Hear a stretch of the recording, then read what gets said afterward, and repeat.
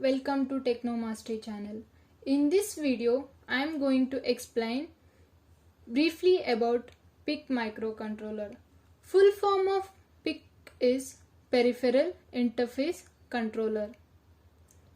Contents I am going to cover are Introduction, Architecture, RISC versus CISC, Feature of PIC18F4580. In PIC, there are so many series are there like PIC18F4480, PIC18F2480, etc. And also we can observe PIC16 series and PIC17 series also. But I am selecting PIC18F4580. In further videos also I am using PIC18F4580. And also I am explaining pin diagram of PIC18F4580 and also usage of registers in program. We will move to the introduction of PIC controller. Full form of PIC: Peripheral Interface Controller. PIC microcontroller was developed by Microchip Technology in 1993 and it was developed mainly for supporting PDP computers.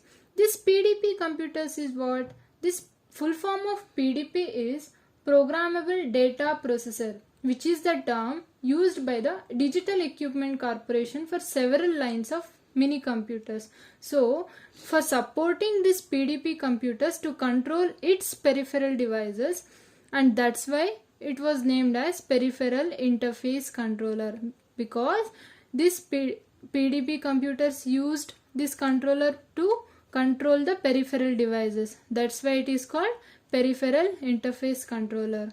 And in this PIC microcontroller used Harvard architecture. There are two types of architecture we can see: von Neumann architecture and Harvard architecture. We'll see the differences between these two architecture in our next slide. PIC microcontrollers are available in a wide range starting from 8-bit to 32-bit microcontrollers. As I told before, there are two types of architecture: von Neumann architecture and Harvard architecture. In both the architecture, blocks are same. As you can see here, CPU, memory unit, input-output devices. CPU is the heart of the computer and it is used for processing the data. And this memory unit is used to, as you know, store the data. Input-output devices is used to communicate with the outside world such as storage devices. But the main difference between these two architecture is in the memory unit. In this memory unit of Harvard architecture, program memory and data memory is splitted into two separate blocks. Means the program memory is stored in this block and data memory is stored in this block, so they both are separately splitted.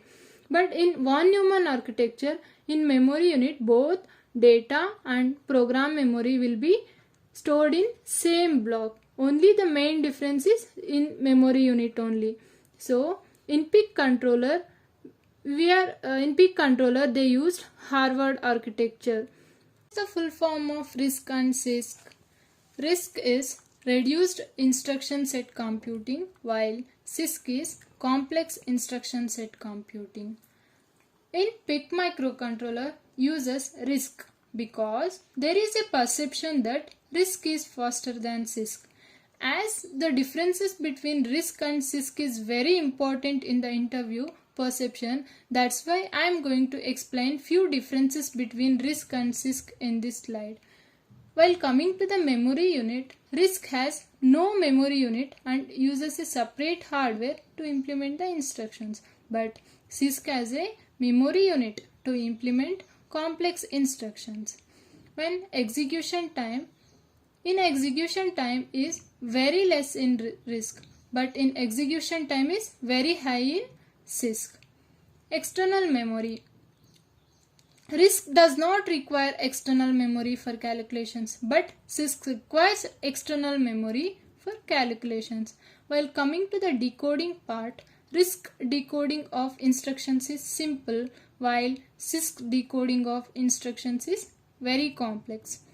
And while coming to the application, RISC is used in high-end applications, for example like video processing, telecommunications and image processing, while CISC is used in low-end applications such as security systems, home automations, etc. Now we will see the features of PIC18F4580. As I told before, I am selecting PIC18F4580. So we will see the features of this. So this PIC18F4580 total pins, it is having 40 pin low power microcontroller. What is this? This is the 40 pin low power microcontroller. Means in IC it is having total of 40 pins. For this, flash program memory is 32 kilobytes and it uses data memory 256 bytes, SRAM data memory 1536 bytes. All this data you can see in the data sheet of PIC18F4580. The link of this data sheet you can find in description box. And there are total input pins, input and output pins is 33, and total timers is 1 8-bit and 3 16-bit timers. In timers we can see there are 4 timers are there: timer 0, timer 1, timer 2 and timer 3.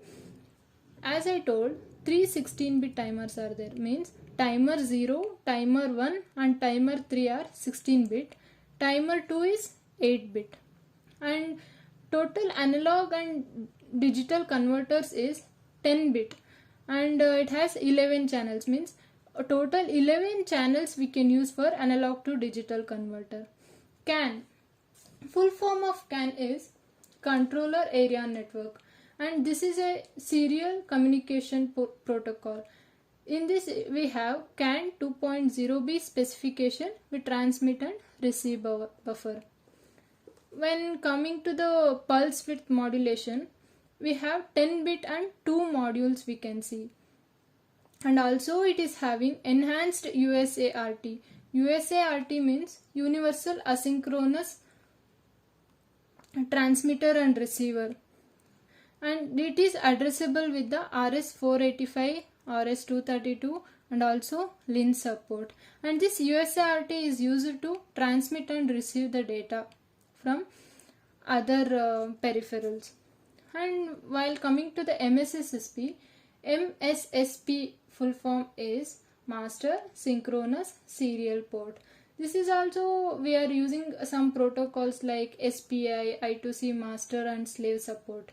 And this SPI, I2C about MSSP will see detail in while doing a program. I will cover all the SPI and I2C programs in the further videos also.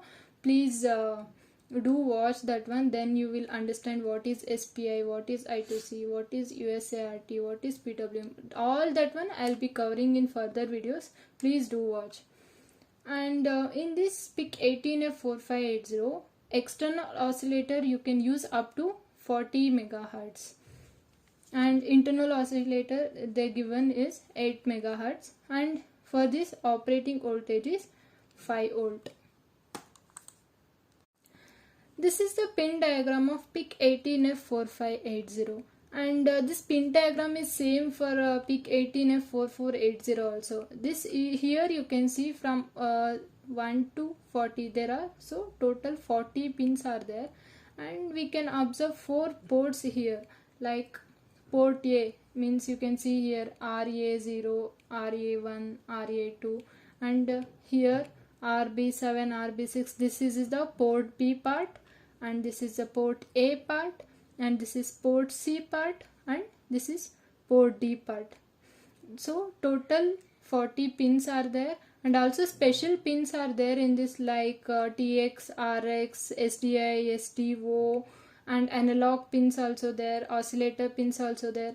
This all pins we'll see in the further programming, while we are doing programming, that we'll see in programming part. Last part is usage of resistors. in registers we can see two types of registers are there. One is direction register and next one is input register. This direction register is used to give a direction to the register. For example, tris X. Tris X is used as a direction register. In this, X is a port name or port number we can give. For example, tris C, tris T. As I told when I am showing the pin diagram, we have 4 ports are there total. Ports A, port B, port C and port D. In place of X you can place A or B or C or D so that it will direct to that register. And next register is input output register. In this we are giving whether the port is used as an input or the output. For that we are giving high and low signal. This high signal is nothing but 1, low signal is nothing but 0. High signal we are giving for input, that is 1. Low signal we are giving for output, that is 0. This input output register we are using in the format of port X. This port X, as I told before, is used as a port name or port number, like for example port C or port D, etc. This is all about the basics of PIC controller. Thanks for watching. Further I will be uploading the programming part also for PIC controller. Please do watch and subscribe my channel Techno Mastery. Thank you so much.